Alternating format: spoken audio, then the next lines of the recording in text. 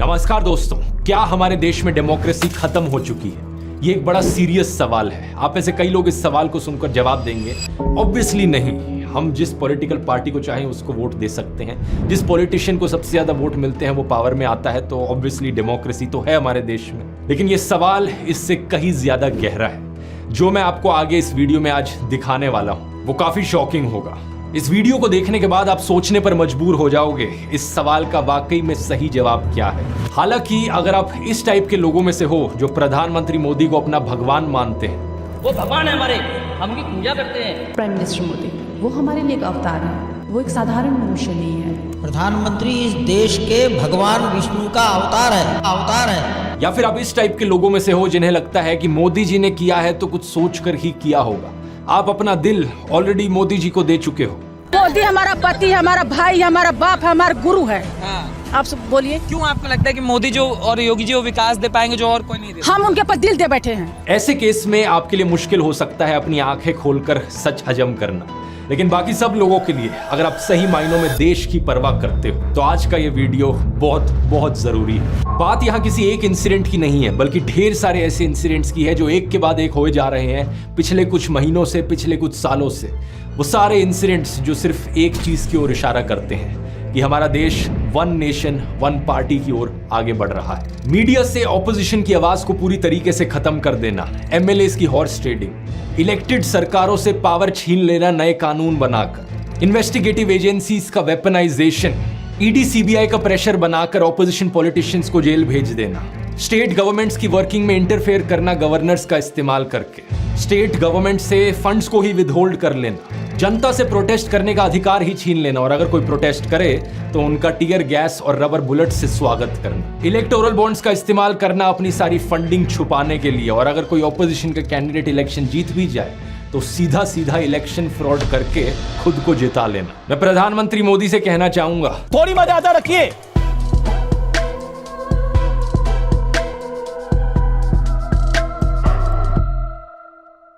Democracy के ऊपर discussion करने से पहले दोस्तों हमें यह जानना जरूरी है कि डेमोक्रेसी एक्चुअली में होती क्या चीज है। बेसिक कॉन्सेप्ट है, लेकिन ज्यादातर लोगों को इस कॉन्सेप्ट पर बहुत भारी मिसअंडरस्टैंडिंग रहती है। कुछ लोगों को लगता है कि अगर देश में रेगुलरली इलेक्शंस हो रही हैं और आप वोट डालने जा सकते हो तो इसका मतलब देश एक डेमोक्रेटिक देश है। लेकिन पता है क्या, इलेक्शंस तो नॉर्थ कोरिया में भी होती है। मजाक नहीं कर रहा, रेगुलर इलेक्शंस होती है नॉर्थ कोरिया में। 100% वोटर टर्नआउट भी देखने को मिलता है उन इलेक्शंस में। लेकिन बस फर्क यह है कि अगर आप सरकार के द्वारा चुने गए ऑफिशियल कैंडिडेट के लिए वोट नहीं डालोगे तो आपको एंटी नेशनल कंसिडर किया जाता है, आपकी जॉब छीन ली जा सकती है, आपका घर छीन लिया जा सकता है। और बात अगर यहां सिर्फ डेमोक्रेसी शब्द की है तो नॉर्थ कोरिया देश का जो ऑफिशियल नाम है डेमोक्रेसी शब्द तो उसमें भी आता है। नॉर्थ कोरिया को डीपीआरके करके पुकारा जाता है उनकी सरकार के द्वारा, Democratic People's Republic of Korea. लेकिन सच्चाई क्या है तो ये देश एक डिक्टेटरशिप ही। सिमिलरली रशिया को भी एक डिक्टेटरशिप कंसिडर किया जाता है, लेकिन इलेक्शंस तो वहां भी होती है। बस फर्क ये है कि जो भी कैंडिडेट पुतिन के खिलाफ खड़ा होता है वो किसी ना किसी कारण से कभी उसको डिस्क्वालीफाई कर दिया जाता है, कभी वो अचानक से मार दिया जाता है। तो इससे एक बात साफ हो जानी चाहिए आपको कि सिर्फ इलेक्शंस होने का मतलब ये नहीं कि देश डेमोक्रेसी बन गया। इलेक्शंस फ्री और फेयर होनी चाहिए। फ्री मतलब जनता को आजादी है, जिसके लिए वो वोट डालना चाहे उसके लिए डाल सकते हैं, और फेयर का मतलब अलग अलग कैंडिडेट्स का, अलग अलग पॉलिटिकल पार्टीज के जीतने का एक फेयर चांस है। ऐसा नहीं कि किसी एक पार्टी के पास कुछ ज्यादा ही एडवांटेज हो। हाल ही में चंडीगढ़ म्यूनिसिपल कॉर्पोरेशन की मेयर इलेक्शंस हुई। इन इलेक्शंस में कांग्रेस और आम आदमी पार्टी ने एक अलायंस बनाई थी, जिनके कुल मिलाकर टोटल में 20 वोट बनते थे आउट ऑफ 35। पार्टी के वोट्स को देखकर यह बात क्लियर थी कि ये इलेक्शंस ये अलायंस ही जीतेगी। लेकिन जब इलेक्शंस एक्चुअली में हुई तो वहां के प्रिजाइडिंग ऑफिसर ने क्या किया, ये बात कोई सीक्रेट नहीं है, आप इसकी सीसीटीवी फुटेज देख सकते हो। क्या किया, इन्होंने 8 कांग्रेस और एपी के वोट्स को इनवैलिड डिक्लेयर कर दिया, और ये सीधा सीधा इलेक्शन फ्रॉड जो हुआ यहाँ पर इसे सीसीटीवी कैमरा में भी कैप्चर किया गया। इनफैक्ट ये खुद कैमरा की तरफ देखते हुए पकड़े गए। इनकी शक्ल देखो, मतलब जैसे कैमरा की ओर देख रहे हो, ऐसा लग रहा है कि चोरी करते हुए पकड़े गए। और इलेक्शन का रिजल्ट क्या बताया गया कि बीजेपी इन इलेक्शन को जीत गई। इतना खुलेआम इलेक्शन फ्रॉड इससे पहले देश में शायद ही कभी हुआ है। चीफ जस्टिस ऑफ इंडिया ने खुद कहा कि ये सीधा सीधा मर्डर ऑफ डेमोक्रेसी है। हालांकि सुप्रीम कोर्ट ने यहां पर एक ऐतिहासिक फैसला देकर इस इलेक्शन को बचा लिया, लेकिन सवाल ये, अगर यहां एक सीसीटीवी कैमरा ना होता और बैलेट पेपर्स ना होते तो क्या ये चोरी पकड़ी जाती? ये सिर्फ एक उदाहरण है दोस्तों। इससे पहले इस खबर को देखो, 2021 की खबर। असम में एक बीजेपी कैंडिडेट की गाड़ी में एक ईवीएम मशीन पाई गई। इसके बाद इलेक्शन कमीशन को रीपोल ऑर्डर करना पड़ा इस जगह का। लेकिन इतनी पहले की बात करने की जरूरत ही क्या है, इसी महीने की खबर को देख लो। फरवरी 2024, 3 अनजान लोगों ने पुणे में सासवड़ तहसील के ऑफिस से इलेक्ट्रॉनिक वोटिंग मशीन की कंट्रोल यूनिट चुरा ली। क्या मजाक चल रहा है यहाँ पर? क्या हमारी इलेक्शंस यहाँ फ्री और फेयर तरीके से हो रही हैं? इलेक्शन कमीशन एक ऑर्गेनाइजेशन है जिससे एक्सपेक्ट किया जाता है कि फ्री एंड फेयर इलेक्शंस वो देश भर में कंडक्ट करवाएगा। लेकिन इलेक्शन कमीशन को ही एक्यूज किया गया है कि वो पार्शियल है और बायस्ड है। ये एक्यूजिशन बहुत पुराना है। सबसे पहले बीजेपी पॉलिटिशियन नरेंद्र मोदी ने यह आरोप लगाया था। सही सुना आपने, मई 2014 की इलेक्शन से पहले नरेंद्र मोदी ने इलेक्शन कमीशन पर यह आरोप लगाया था। हालांकि वो इसके बाद हुई इलेक्शंस को जीत गए थे। लेकिन पिछले 10 सालों में इलेक्शन कमीशन पर इतने आरोप लगाए गए हैं कि प्रशांत किशोर ने तो खुद ही कह दिया कि इलेक्शन कमीशन बीजेपी की एक्सटेंशन है। उनका कहना है कि उन्होंने इतना पार्शियल और बायस्ड इलेक्शन कमीशन आज तक नहीं देखा। इस कमीशन ने हमेशा रूल्स को बेंड करने की कोशिश करी है, इस तरीके से स्केड्यूल बनाने की कोशिश करी है इलेक्शंस का कि फायदा हमेशा बीजेपी को पहुंचे। इलेक्शन कमीशन ने बड़ी क्लियर डायरेक्शंस दे रखी हैं कि इंडियन आर्मी का नाम कभी भी नहीं इस्तेमाल किया जा सकता पॉलिटिकल कैंपेन्स में। लेकिन प्रधानमंत्री मोदी ने 2019 की इलेक्शन से पहले बड़ी ही बेशर्मी से वोट्स मांगे मार्टियर्स के नाम पर, एयर स्ट्राइक्स के नाम पर। मैं मेरे फर्स्ट टाइम वोटर से कहना चाहता हूं कि आपका पहला वोट पुलवामा में जो वीर शहीद हुए, उन वीर शहीदों के नाम आपका वोट समर्पित हो सकता है क्या? उत्तर प्रदेश के चीफ मिनिस्टर आदित्यनाथ तो इस हद तक पहुंच गए कि उन्होंने इंडियन आर्मी को मोदी जी की सेना बुला दिया। और मोदी जी की सेना आतंकवादियों को गोली और गोला देती है। अब इस चीज को लेकर जब इलेक्शन कमीशन में कंप्लेन दर्ज करी गई, 21 दिन तक कोई एक्शन नहीं लिया गया और 21 दिन के बाद इलेक्शन कमीशन ने अपनी क्लीन चिट दे दी। रूल्स क्लियरली लिखे हैं, उन्हें वायलेट किया जा रहा है, लेकिन फिर भी क्लीन चिट। ये इकलौती क्लीन चिट नहीं है। प्रधानमंत्री मोदी को कम से कम 4 अलग अलग केसेस में ऐसी क्लीन चिट्स मिली है। अमित शाह ने राहुल गांधी की कॉन्स्टिट्यूएंसी को पाकिस्तान से कंपेयर किया था। ये भी करना रूल्स के खिलाफ है, लेकिन इलेक्शन कमीशन ने इसमें भी क्लीन चिट दे दी। कुल मिलाकर 7 ऐसे केसेस हैं जिसमें मोदी और शाह को क्लीन चिट मिली हुई है। एनडीटीवी ने उस वक्त ये भी रिपोर्ट किया था कि 3 इलेक्शन कमिश्नर्स में से एक इलेक्शन कमिश्नर ने डिसेंटिंग राय अपनाई इन 7 में से 5 केसेस में। यानी एक इलेक्शन कमिश्नर ऐसे थे जिनका मानना था कि यहाँ क्लीन चिट नहीं मिलनी चाहिए। बाद में पता चला कि इन इलेक्शन कमिश्नर का नाम था अशोक लवासा। पता है इनके साथ आगे जाकर क्या हुआ? इनकी पत्नी, बेटे, बेटी, बहन सभी को सरकारी एजेंसियों के नोटिस आ गए। सिटीजन कमीशन ऑन इलेक्शंस ने अपनी रिपोर्ट में बताया कि अशोक लवासा को धीरे से इलेक्शन कमीशन से बाहर कर दिया। जरा सोचिए, ये एक इलेक्शन कमिश्नर के बारे में बात हो रही है। ये एक डेमोक्रेसी है या डिक्टेटरशिप? डेमोक्रेसी के अंदर separation of powers, independence of institutions एक ऐसी चीज है जिसके बारे में आपने स्कूल में पढ़ा होगा। हमारे सुप्रीम कोर्ट ने एक आदेश दिया था इलेक्शन कमीशन का इंडिपेंडेंस बनाए रखने के लिए कि जो चीफ इलेक्शन कमिश्नर है और बाकी इलेक्शन कमिश्नर्स हैं, उनकी अपॉइंटमेंट 3 मेंबर कमिटी के द्वारा करी जाएगी, जिसमें एक प्राइम मिनिस्टर होंगे, दूसरे ऑपोजिशन के लीडर होंगे और तीसरे चीफ जस्टिस ऑफ इंडिया खुद होंगे। ऐसा करने से ये इंश्योर किया जा सके जो इलेक्शन कमिश्नर अपॉइंट किया जा रहा है वो सही मायनों में इंडिपेंडेंट होगा, एक तरफ बायस नहीं होगा। लेकिन कुछ ही महीने पहले सरकार एक नया लॉ लेकर आई जिसमें सरकार ने कहा कि इस कमिटी से चीफ जस्टिस ऑफ इंडिया को हटाओ, हम अपना ही एक मिनिस्टर और रखेंगे इस कमिटी में। तो 3 मेंबर की कमिटी में अब 2 लोग सरकार के खुद ही हो गए जो इलेक्शन कमिश्नर को अपॉइंट करेंगे। अगर बीजेपी की नीयत साफ है तो फिर ऐसा कानून क्यों बनाया गया? क्यों सरकार यहाँ पर इलेक्शन कमिश्नर के अपॉइंटमेंट को भी कंट्रोल करना चाहती है? इस चीज को बाद में सुप्रीम कोर्ट में चैलेंज किया गया था, लेकिन सुप्रीम कोर्ट ने यहाँ कोई एक्शन नहीं लिया, ये कहते हुए कि सेपरेशन ऑफ पावर्स है। अगर सरकार एक कानून बना रही है तो सुप्रीम कोर्ट उसे इस तरीके से स्ट्राइक डाउन नहीं करना चाहता। आज के दिन इलेक्शन कमीशन ने इस चीज पर भी एक लिमिट लगाई हुई है कि एक एमएलए इलेक्शन और एक एमपी इलेक्शन में कितना पैसा खर्च किया जा सकता है। एमपी इलेक्शन में लिमिट 95 लाख रुपीस पर है। बीजेपी ने 437 सीट्स पर चुनाव लड़ा था, तो पार्टी की जो टोटल स्पेंडिंग है वो 415 करोड़ से ज्यादा नहीं होनी चाहिए थी। लेकिन कितना पैसा इन्होंने खर्च किया, इलेक्शन कमीशन की वेबसाइट पर लिखा हुआ है 1264 करोड़ रुपीस कैसे अलाउ किया इलेक्शन कमीशन ने। सेंटर फॉर मीडिया स्टडीज ने तो यह भी एस्टिमेट किया था कि बीजेपी ने पिछली इलेक्शंस में 27,000 करोड़ रुपए खर्च किए थे, जो कि 45% ऑफ द टोटल एक्सपेंडिचर था। आज के दिन का भी अगर आप डेटा देखोगे 16,000 करोड़ रुपए की इलेक्टोरल बॉन्ड्स बेची गई हैं। इन 16,000 करोड़ रुपए में से 10,000 करोड़ से ज्यादा बीजेपी के पास गए, 1,500 करोड़ कांग्रेस के पास और 800 करोड़ टीएमसी के पास। ये सारे अमाउंट्स इलेक्शन की स्पेंडिंग लिमिट से ज्यादा है। बीजेपी लीडर उमा भारती ने एक बार कहा था, इलेक्शंस एक चॉइस है बैड और वर्स के बीच में, जो कि बात सही है। लेकिन सोचकर देखो, अगर कोई समाज सेवी जिसने अपनी जिंदगी निकाल दी लोगों की सेवा में, वो इलेक्शन लड़ने के लिए 90 लाख कहां से ला पाएगा? अपनी हवा अपनी लहर कैसे चला पाएगा? स्पेशली जब दूसरी तरफ पार्टी के पास हजारों करोड़ रुपए हों। प्रॉब्लम यहां सिर्फ इलेक्शंस की नहीं है। अगर किसी ऑपोजिशन पार्टी की सरकार बन भी जाती है तो भी उस सरकार को गिरा दिया जाता है। यहां पर अनगिनत बार एलिगेशंस लगे हैं हॉर्स ट्रेडिंग के बीजेपी पर। बार बार ये कहा गया लोगों के द्वारा कि बीजेपी एमएलएस को एक रिजॉर्ट में लेकर जाती है और उन एमएलएस का मुंह बंद कर देती है पैसे ठूस कर। क्या ये हॉर्स ट्रेडिंग के एलिगेशंस सच्चे हैं? मैं तो नहीं बता सकता, क्योंकि मैं तो उस रिजॉर्ट के अंदर झांक कर देखता नहीं हूं। लेकिन आप खुद ही सोच लो, रिजॉर्ट के अंदर वो सारे एमएलएस बैठकर लूडो तो खेलेंगे नहीं।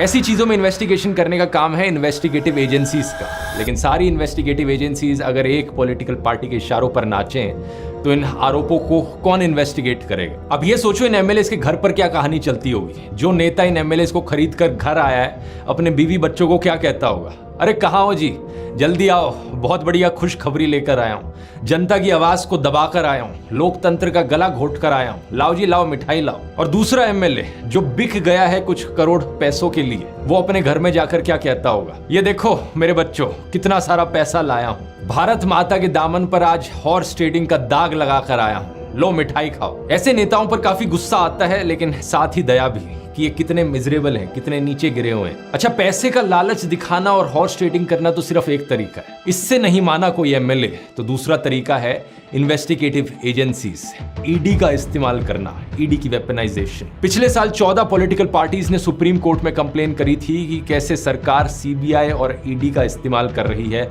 ऑपोजिशन लीडर्स के खिलाफ। उन्होंने बताया कि 3,000 से ज्यादा रेड्स करी है इन्होंने पॉलिटिकल लीडर्स पर। 2014 से अगर कंपेयर करो तो 4 गुना का जंप देखने को मिला है ईडी केसेस में जो पॉलिटिशियंस के खिलाफ चल रहे हैं, और 95% केसेस सिर्फ ऑपोजिशन पार्टीज के खिलाफ। ईडी ने जवाब में कहा कि हमारा कन्विक्शन रेट बड़ा हाई है, 96% का कन्विक्शन रेट है, क्योंकि 25 केसेस के ट्रायल्स कंप्लीट हो चुके हैं और 24 केसेस में कन्विक्शन देखने को मिला। लेकिन सच्चाई पता है क्या है? 2005 से लेकर आज तक टोटल में 5,900 से ज्यादा केसेस रजिस्टर किए हैं ईडी ने। ट्रायल सिर्फ 25 केसेस में हुआ है, कन्विक्शन सिर्फ 24 केसेस में, यानी कि सिर्फ 0.5% केसेस काम के निकले। जब भी किसी ऑपोजिशन पॉलिटिशियन पर करप्शन का आरोप लगता है और वो बीजेपी ज्वाइन कर लेता है, अचानक से वो साफ हो जाता है, सारे केसेस उसके खिलाफ ड्रॉप कर दिए जाते हैं। किसी ने इसके ऊपर एक पोएम भी लिखी थी, washing powder Modi, washing powder Modi, झूठ और फरेबी सब छुप जाए, संगीन आरोप भी चुटकी में मिट जाए। हिमंता बिस्वा शर्मा जब वो कांग्रेस में थे पहले, उन पर आरोप लगा था शारदा चिट फंड स्कैम का। सीबीआई ने उन्हें क्वेश्चनिंग के लिए बुलाया नवंबर 2014 में, और 2015 में जब से उन्होंने बीजेपी ज्वाइन करी है, 7 और एलिगेशंस लगे हैं उनके ऊपर करप्शन के। एक आरोप है कि एक लैंड का स्कैम हुआ है, एक आरोप है कि वो सिल्क और मुगा इंडस्ट्री का सिंडिकेट चला रहे हैं। लेकिन जब से बीजेपी इन्होंने ज्वाइन करी, कोई इन्वेस्टिगेशन नहीं हो रही इनके ऊपर। वैसे पॉलिटिशियंस की लिस्ट बहुत लंबी है जो बीजेपी वॉशिंग मशीन के अंदर घुसे हैं। शुभेंदु अधिकारी, जितेंद्र तिवारी, नारायण राणे, येडियुरप्पा, प्रवीण दारेकर, हार्दिक पटेल, अजित पवार, इनमें से कई नेताओं को लेकर तो प्रधानमंत्री नरेंद्र मोदी बड़े बड़े भाषण दिया करते थे कि ये देखो कितना भ्रष्टाचारी है, एनसीपी का मतलब है नेचुरली करप्ट पार्टी, इन्हें वोट मत देना कभी। लेकिन इन सभी लीडर्स ने जैसे ही बीजेपी ज्वाइन किया, सारी इन्वेस्टिगेशन रुक गई, सारे करप्शन स्कैम्स इनके भुला दिए गए। बीजेपी लीडर अटल बिहारी वाजपेयी ने एक बार कहा था, जहां सत्ता पाने के लिए भ्रष्टाचारियों का साथ लेना पड़े, ऐसी सत्ता को मैं चिमटे से छूना भी पसंद नहीं करता। अगर सत्ता हाथ में आती है तो मैं ऐसी सत्ता को चिमटे से भी छूना पसंद नहीं करता। लेकिन वो जमाना ही कुछ और था। वो बीजेपी और आज की बीजेपी जो है, इसमें जमीन आसमान का अंतर है। आज जब नितिन गडकरी से सवाल किया जाता है मोदी के वॉशिंग पाउडर को लेकर, तो वो भी हंसते हंसते जवाब देते हैं कि बीजेपी का साबुन इको फ्रेंडली साबुन है। चुनाव में जीतना इंपॉर्टेंट होता है और जो जीता वही सिकंदर होता है। बीजेपी वाला जो साबुन है वो सबको साफ कर दे रहा है वॉशिंग मशीन। इको फ्रेंडली साबुन है। आप किसकी बात से ज्यादा सहमत हो, आज के नितिन गडकरी जी या पहले के अटल बिहारी वाजपेयी जी? कमेंट्स में लिख के बताना। पैसे का लालच और ईडी के प्रेशर के बाद भी अगर कोई ऑपोजिशन पॉलिटिशियन बीजेपी को ज्वाइन नहीं करता तो उनके खिलाफ जो कार्रवाई है वो चलती रहती है और कई केसेस में उन्हें बिना कॉन्विक्ट किए जेल में डाल दिया जाता है और कई महीनों तक वो जेल में पड़े रहते हैं। आम आदमी पार्टी के एमपी राघव चड्ढा ने बताया कि अगर मनीष सिसोदिया, सत्येंद्र जैन, अभिषेक बनर्जी, संजय राउत, फारूक अब्दुल्ला, तेजस्वी यादव ये बीजेपी ज्वाइन कर लेना, ईडी और सीबीआई जितने भी केसेस इनके खिलाफ चला रही है वो सारे बंद हो जाएंगे इमीडिएटली और मनीष सिसोदिया और सत्येंद्र जैन को जो जेल में डाल रखा है वो तुरंत जेल से बाहर आ जाएंगे। अब कॉन्विक्शन के बाद किसी को सजा काटने के लिए जेल में डाला जाए वो अलग बात है, लेकिन यहाँ पर कॉन्विक्ट प्रूफ करने से पहले ही ऑपोजिशन पॉलिटिशियंस को जेल भेजा जा रहा है। सबसे खराब बात तो यह है कि जिन स्टेट्स में ऑपोजिशन की सरकारें एग्जिस्ट करती हैं वहां पर उन्हें काम भी नहीं करने दिया जाता। एक नहीं, दो नहीं, बल्कि बहुत सारी अलग अलग स्टेट्स ने बार बार यह आरोप लगाया है मोदी सरकार के ऊपर कि गवर्नर्स का इस्तेमाल करके हमारे डे टू डे अफेयर्स में इंटरफेरेंस करी जा रही है, हमारे कामों पर रोक लगाई जा रही है। वेस्ट बंगाल की सरकार ने ऐसा कहा, बार बार वेस्ट बंगाल के गवर्नर पर यह ब्लेम गया। तमिलनाडु की सरकार ने ऐसा कहा, दिल्ली की सरकार ने ऐसा कहा, केरला की सरकार ने ऐसा कहा। पिछले साल केरला की सरकार ने तो यह तक आरोप लगाया था कि जो हम बिल पास करते हैं हमारे गवर्नर उस पर 2-2 साल तक बैठे रहते हैं, उन बिल्स को अप्रूव ही नहीं होने देते। इस बात को लेकर केरला स्टेट ने सुप्रीम कोर्ट में कंप्लेन भी करी और सुप्रीम कोर्ट ने कहा कि गवर्नर्स इस तरीके से बिल्स पर बैठ नहीं सकते, ये चीज अनकॉन्स्टिट्यूशनल है। दिल्ली में एलजी वर्सेस दिल्ली सरकार के बीच में जो इशू चला है उसके बारे में तो आप कई साल से सुनते आ रहे होंगे। सीएम केजरीवाल ने बार बार कहा है पिछले कई सालों में कि हमें काम नहीं करने दिया जा रहा, एलजी हमारे काम के बीच में इंटरफेरेंस करते हैं। इस बात को लेकर दिल्ली सरकार भी सुप्रीम कोर्ट गई थी और सुप्रीम कोर्ट ने उनके फेवर में डिसीजन भी सुनाया था। सुप्रीम कोर्ट ने वहां पर भी कहा था कि एलजी को इस तरीके से इंटरफेरेंस नहीं करनी चाहिए, असली पावर चुनी गई सरकार के हाथ में। लेकिन सेंट्रल गवर्नमेंट ने क्या किया सुप्रीम कोर्ट के इस फैसले के बाद, वो एक नया कानून ले आए दिल्ली सरकार की पावर्स को छीनने के लिए। GNCTD, government of national capital territory of Delhi amendment act 2023। इसका इस्तेमाल करके मोदी सरकार ने कई सारी पावर्स जो दिल्ली सरकार के पास थी उन्हें ट्रांसफर कर दिया एलजी के पास। हमने अस्पताल बदले थे, अस्पताल शानदार बना दिए, सारी दवाइयों का सबका इंतजाम किया। इन्होंने अफसरों के ऊपर उनकी हाथ मरोड़ के उन दवाइयां बंद करा दी। इन्होंने टेस्ट बंद करा दिए। मोहल्ला क्लिनिक में 3 महीने तक पिछले साल मोहल्ला क्लिनिक में टेस्ट नहीं हो पाए। इन्होंने पेमेंट रोक दी लेबोरेटरीज की। इतने गंदे और इतने घटिया लोग हैं ये लोग। एक दिन एक ऑर्डर पास करके इन्होंने दिल्ली के सारे सरकारी अस्पतालों के डेटा एंट्री ऑपरेटर हटा दिए। अब अस्पताल के अंदर रजिस्ट्रेशन करने वाला कोई नहीं बचा। अरे करना क्या चाहते हो? दिल्ली के लोगों को मारना चाहते हो क्या? जरा खुद ही सोचकर देखो दोस्तों, आप अगर आप एक मोदी फैन हो तो एक सेकंड के लिए उस ख्याल को अपने दिमाग से निकाल दो और सच्चे दिल से अपने आप से पूछकर देखो, अगर प्रधानमंत्री मोदी को सही में देश की चिंता होती, देशवासियों की चिंता होती, तो क्या वो ऐसी हरकतें करते?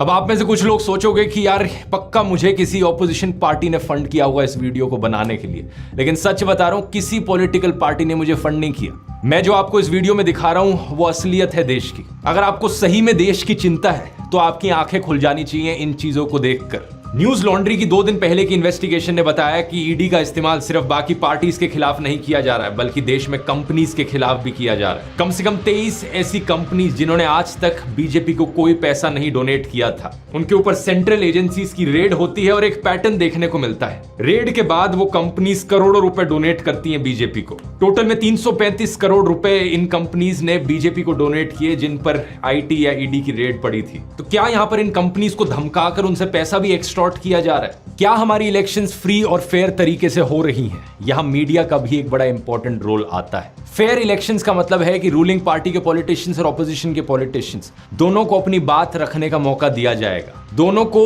मोर और लेस इक्वल कवरेज मिलेगी मीडिया पर।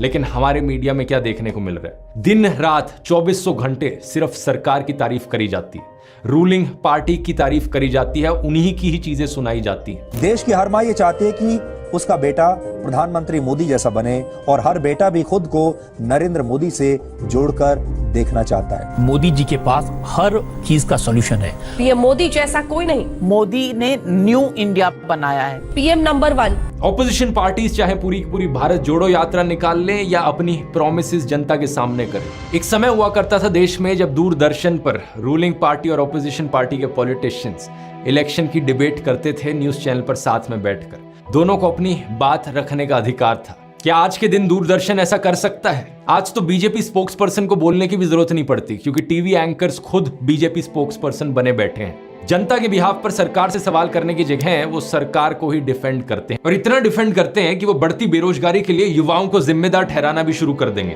और अगर आपने इलेक्शंस में किसी ऑपोजिशन पार्टी को जिता दिया तो जनता को ही गालियां देना शुरू कर देंगे। और जनता ने राष्ट्रीय मुद्दों और बीजेपी को नकार दिया। जब हम वोट डालेंगे तो वोट इस चीज पर डालेंगे कि मुफ्त में कौन कौन सी चीज कहां पर लगी हुई है। एनडीटीवी आखिरी टीवी चैनल था जो हिम्मत करता था सरकार से सवाल करने की।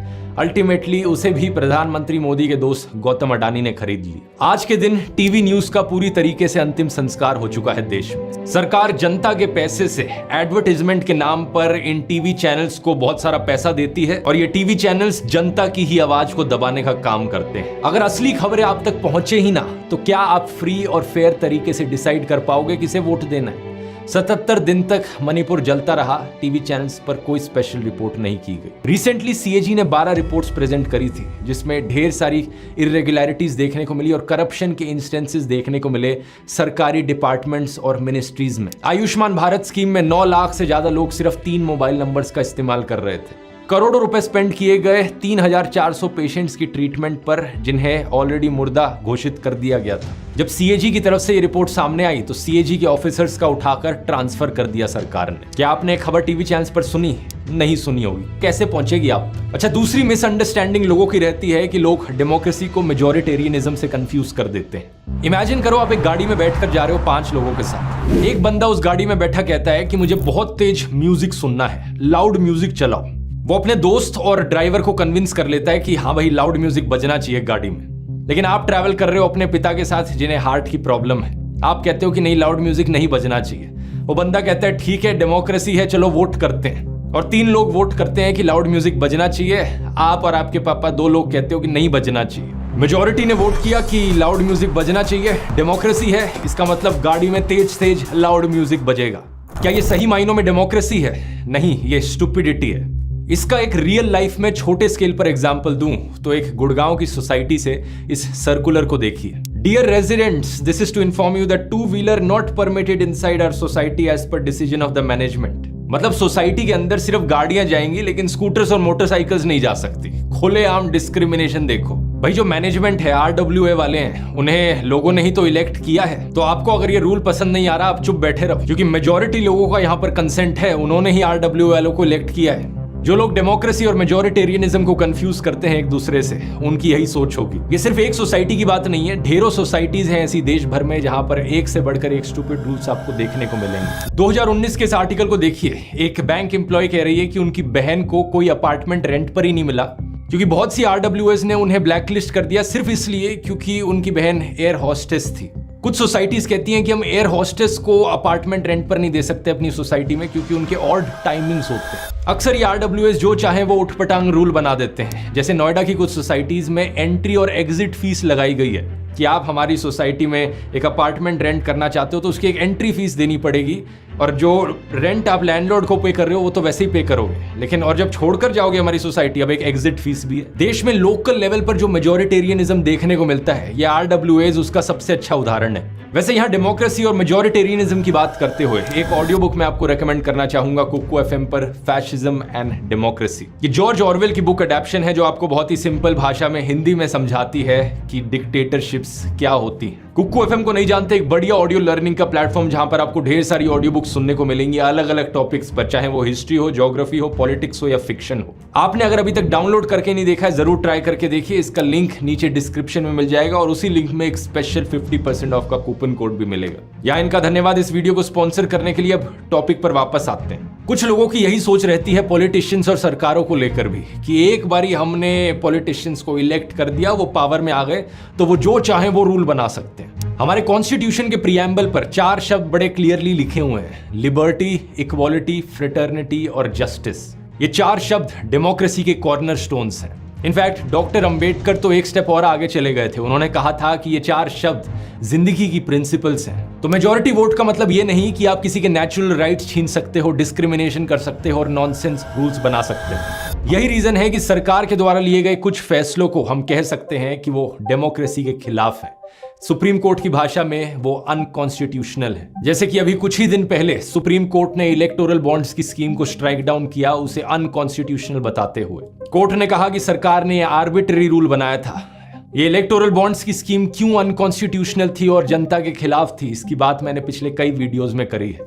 तो ये एक बहुत अच्छी चीज है कि सुप्रीम कोर्ट ने थोड़ा लेट फैसला लिया, लेकिन कम से कम सही फैसला लिया यहां पर डेमोक्रेसी और जनता के फेवर में। लेकिन सरकार को अकाउंटेबल ठहराने का काम सिर्फ सुप्रीम कोर्ट का नहीं है। एक असली डेमोक्रेसी में ये काम ऑपोजिशन का भी है, मीडिया का भी है, सिविल सोसाइटी का भी है और जनता का भी है। और इसी रीजन से आरटीआई जैसे मैकेनिज्म्स एग्जिस्ट करते हैं, राइट टू इंफॉर्मेशन एक्ट, जिससे कि हमें डेटा मिल पाए सरकार के बारे में। सेम रीजन की वजह से मीडिया को फोर्थ पिलर ऑफ डेमोक्रेसी कहा जाता है कि वो सरकार को अकाउंटेबल ठहराएगा।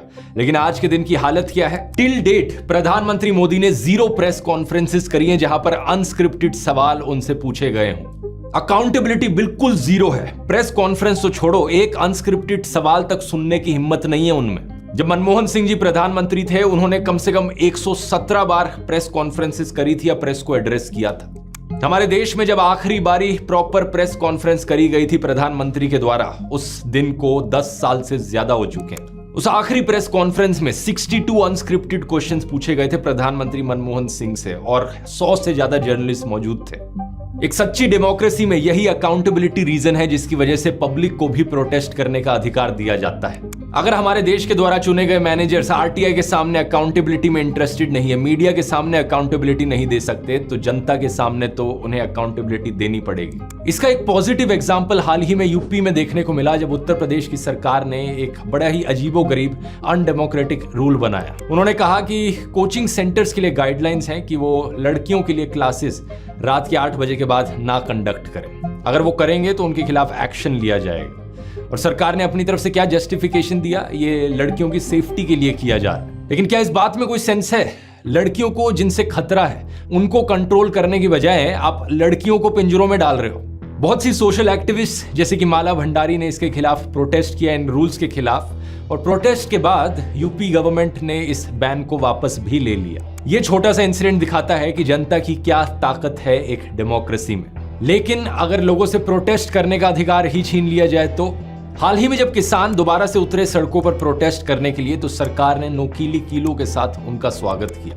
कुछ जगहों पर सड़कों की खुदाई कर दी गई, सड़कों को कंप्लीटली ब्लॉक करने के लिए। फिर किसानों के ऊपर रबर बुलेट्स चलाई गई, उनके ऊपर टीयर गैस फेंकी गई, वो भी ड्रोन्स का इस्तेमाल करके, मानो ये कोई वॉर जोन हो। जो फोटोज थी बॉर्डर की क्रॉसिंग की, ऐसा लग रहा था कि देश का ये बॉर्डर हो चाइना के साथ। वहां भी इस तरीके से इंतजाम नहीं किए होते। और खबरों में अब रिपोर्ट किया जा रहा है कि कम से कम 3 किसान अंधे हो गए पुलिस के द्वारा चलाई गई इन रबर बुलेट्स की वजह से। इस प्रोटेस्ट के पीछे क्या कारण है, किसानों की क्या मांगे हैं, इसकी बात एक सेपरेट वीडियो में करेंगे।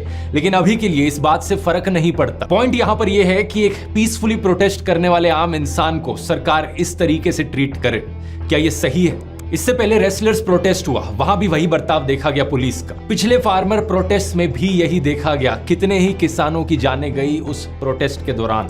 2021 के इस आर्टिकल के अनुसार कम से कम 600 किसान मारे गए थे उन पिछले फार्मर्स प्रोटेस्ट में।